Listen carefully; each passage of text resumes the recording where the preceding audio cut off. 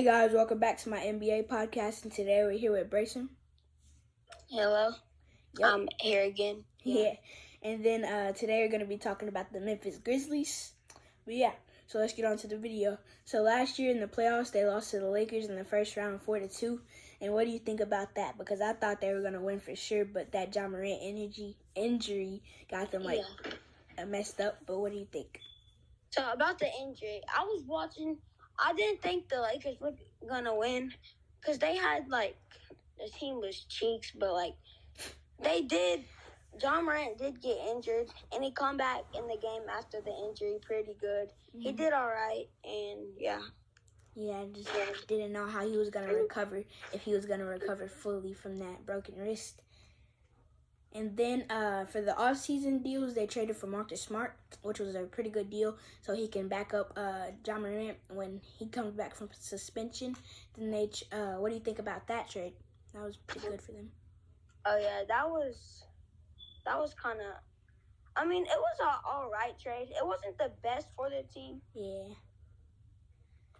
Well, actually, it wasn't. Well, it was good for them, but it wasn't good for the Celtics. Yeah.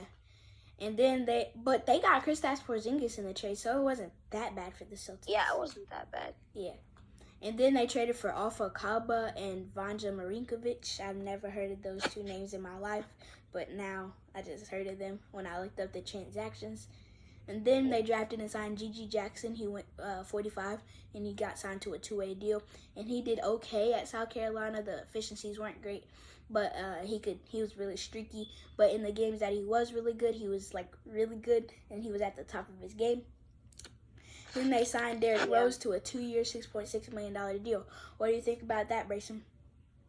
So, a $6 million deal, for some people, that's much, but some people that's not much. It's depending on who you are. If you're good or some if you're good or no, then yeah. If you're Steph Curry, that's all right. Not that good. For $6 million? It was an all right deal for him. But he's making $3.3 million a year. I think he's worth a little bit more than that. Yeah. Yep.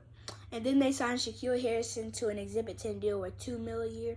And then they signed Matthew Hurt, former Duke player, which I love Duke, and he signed an Exhibit 10 deal as well worth $1.1 million.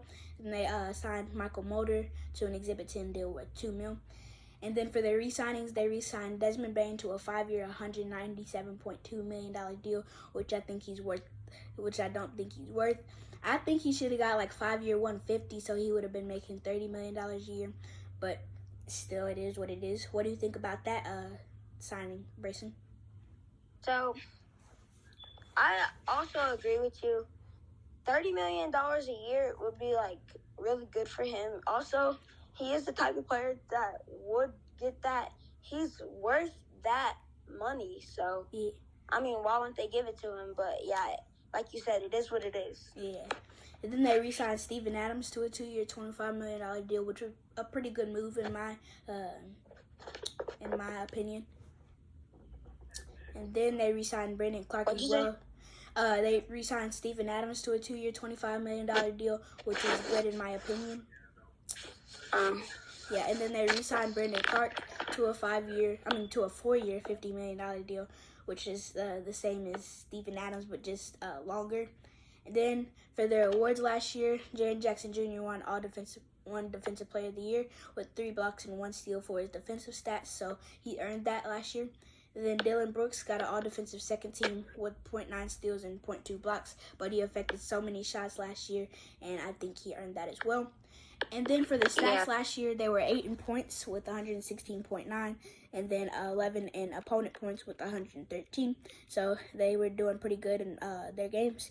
Then they were 10 in assists with 26 and tied second in rebounding with 46.6.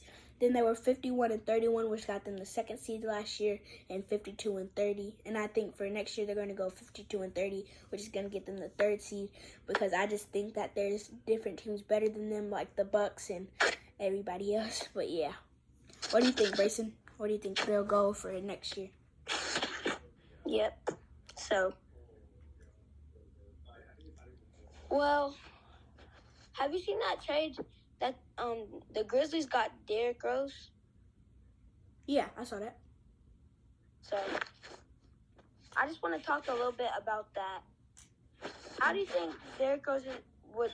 How good do you think Derrick Rose would be? Like, is this like a good opportunity for him, or bad, okay, or whatever? I think this is a okay to good, because I think he has the potential to average 8 to 10 points and be a really good floor general for them and help out. Like he said, I'm not a mentor, but I think they could use him as a mentor, even though he doesn't want to be. So to help John Morant, obviously. I think it's like you said, okay to good. Yeah. Like, he is on a better team, and he would be a good floor general for them. Yep. As you know, he averages in 2021-2022 season on the Knicks. He had 24.5 minutes per game, 12 points per game, 3.0 rebounds a game, and 4.0 assists a game. And then for the 2020-21 season, he had 26.8 minutes a game, 14.9 points a game, 2.9 rebounds a game, and 4.2 assists a game. So he had some pretty good stats in previous years. So I think he has the potential to bring that back. Chicago, he was a beast. He had 37 points a game. No, he had 37 minutes a game and 16.8 points a game. Yeah, that was and then he was the youngest MVP, so that was pretty good for him. Yeah. But this is the end of the podcast. Thank you guys for watching. Like and subscribe for more.